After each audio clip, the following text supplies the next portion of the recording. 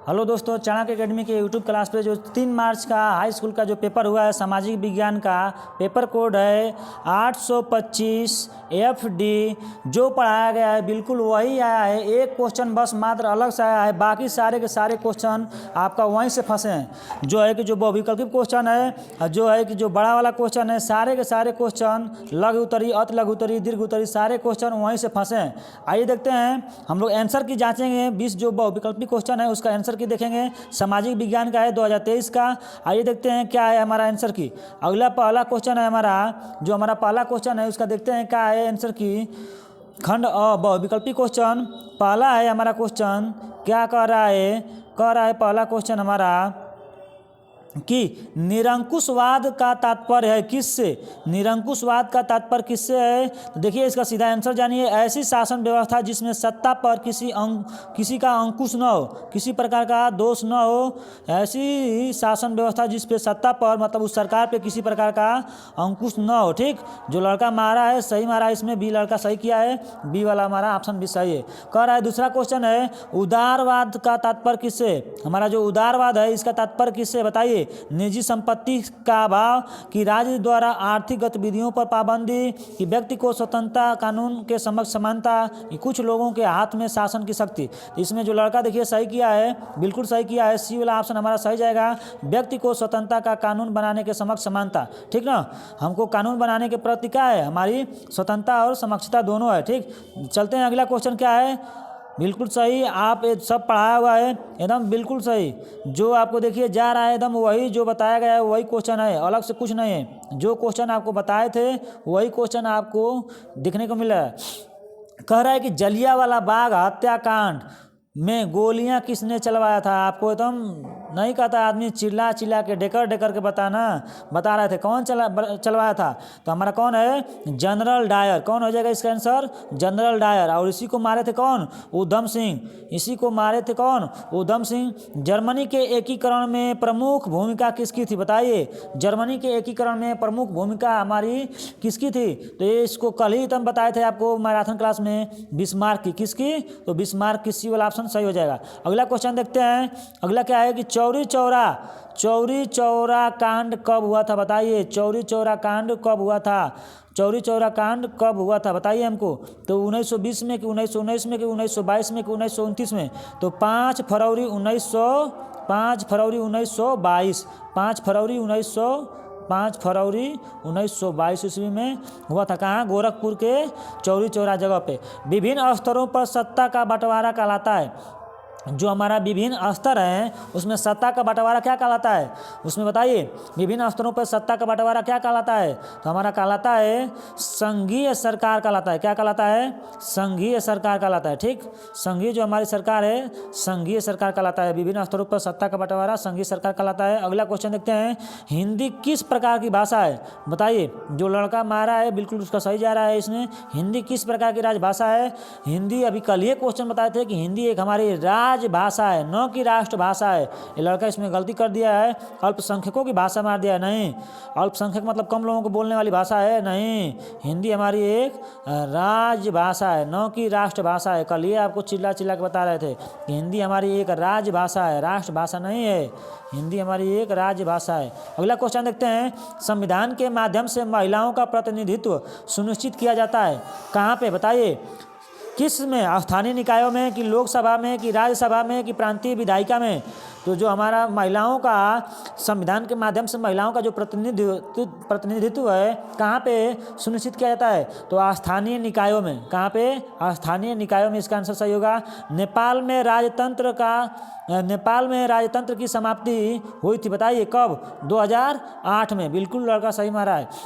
भारत में कह रहा है कि भारत में केंद्र शासित प्रदेशों की संख्या कितनी है? तो रोज आपको बताते थे कि 8 जो है कि हमारे केंद्र शासित प्रदेश है, यानी यूनियन टेरिटरी है। 28 राज्य और 8 केंद्र शासित प्रदेश। इसको आपको बता रहे थे कि आप इसको ऐसे इसके माध्यम से याद रखिएगा। 28-8। तो हमारे 8 जो है कि केंद्र शासित प्रदेश हैं। कई बार उसका नाम लिख करके भी जिक्र किए थे आपको। ठीक ना। हरा सोना के नाम से किसे जानते हैं बताइए? हरा सोना के नाम से किसे जानते हैं बताइए। एक भी क्वेश्चन बाहर से नहीं आया है। हरा सोना हम लोग कहते हैं, देखिए हरा सोना के नाम से हम लोग सबसे पहले चाय को जानते हैं, लेकिन चाय इसमें नहीं दिया है। हरा सोना के नाम से हम लोग बांस को भी जानते हैं। बांस सबसे बड़ी घास है, तो बांस को भी हरा सोना के नाम से जानते हैं। बांस है, बांस क्या है, बांस, बांस बांस, लेकिन बांस भी नहीं दिया है।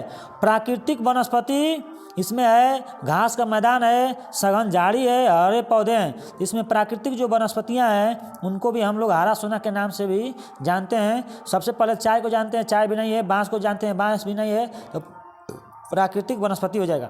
अगला क्वेश्चन है हमारा, कह रहा है कि जल मंडल का कितना % भाग समुद्र के जल के रूप में उपलब्ध है। मतलब हमारा जो पृथ्वी पर जल है उसका कितना % भाग जो है कि समुद्र में पाया जाता है, समुद्र के जल के रूप में, यानी खारे जल के रूप में है। तो 97.5%, यानी 2.5% जो जल है हमारे पीने योग्य है, मतलब बढ़िया है, और बाकी जो है कि 97.5% जल हमारा क्या है, समुद्र में पाया जाता है, जो खारा है, पीने योग्य नहीं है।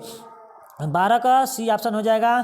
13 नंबर क्वेश्चन देखते हैं। 13 नंबर क्वेश्चन क्या है, रबी की फसल को बोने का समय क्या होता है। कल ही का आपको है, ये ऑप्शन हो जाएगा। अक्टूबर से नवंबर में बोया जाता है, और मार्च अप्रैल अभी आएगा, इसमें काट लिया जाता है। ठीक, उसके बाद देखते हैं कौन सा उद्योग चूना पत्थर को कच्चे माल के रूप में प्रयोग करता है। तो एल्युमिनियम होगा कि सीमेंट होगा कि चीनी होगा कि पटसन होगा, बताइए कौन सा उद्योग चूना पत्थर को कच्चे माल के रूप में प्रयुक्त करता है। बताइए क्या हो जाएगा हमारा इसका आंसर। तो हमारा क्या हो जाएगा, सीमेंट हो जाएगा, जिप्सम। चलिए देखते हैं अगला क्वेश्चन क्या हो जाएगा। 15 का क्या आंसर होगा। 15 नंबर का हमारा आंसर होगा, निम्नलिखित में से कौन सा आधारभूत उद्योग है। आधारभूत उद्योग क्या है बताइए। कागज है कि इस्पात, लौह इस्पात है कि चीनी है कि एल्युमिनियम है। तो जो हमारा आधारभूत उद्योग है वो क्या है बताइए। आधारभूत उद्योग क्या है हमारा, लौह इस्पात उद्योग को हम लोग आधारभूत उद्योग के नाम से जानते हैं। और इसको डीपली पढ़ना है तो आप क्लास लीजिए, क्लास में आपको डीपली मिलेगा। सूचना का अधिकार अधिनियम कब पारित हुआ था। तो अभी कल ही आपको बता रहे थे चिल्ला चिल्ला करके, सूचना का अधिकार अधिनियम हमारा अक्टूबर 2005 में पारित किया गया था। सूचना का अधिकार, इसके माध्यम से हम किसी भी चीज़ की जो सूचना मंगाना है, मान लीजिए जैसे प्रधान को पैसा आया कि आवास बनाने के लिए, प्रधान ने किसका किसका आवास बनवाया, किसने इस पैसे का प्रयोग कहाँ किया, सड़क कहाँ बनवाया, सारी सूचना के माध्यम से हम इसको आंकड़ा को मंगाते हैं। ठीक, इसमें यही सब है। अगला क्वेश्चन देखते हैं क्या है। भारत में आर्थिक उदारीकरण की शुरुआत कब हुई थी बताइए। भारत में आर्थिक जो है कि उदारीकरण की शुरुआत कब हुई थी। तो भारत में आर्थिक उदारीकरण की शुरुआत हमारा कब हुई थी, 1991 में। ये नंबर ऑप्शन सही है। जो लड़का ट्रिक किया है बिल्कुल सही ट्रिक किया है, ठीक ना। अगला देखते हैं, अगला हमारा क्या है। अगला इसमें हम देख रहे हैं क्या है बताइए। अगला जो है कि विकास का महत्वपूर्ण घटक क्या है। विकास का महत्वपूर्ण घटक क्या है। आय है, औसत आय है, राष्ट्रीय आय है, राष्ट्रीय विकास है कि उच्च विकास है। तो विकास का महत्वपूर्ण घटक राष्ट्रीय विकास होता है, यानी पूरे राष्ट्र स्तर पे, देश स्तर पे जो हमारा विकास होगा वो महत्वपूर्ण घटक माना जाता है।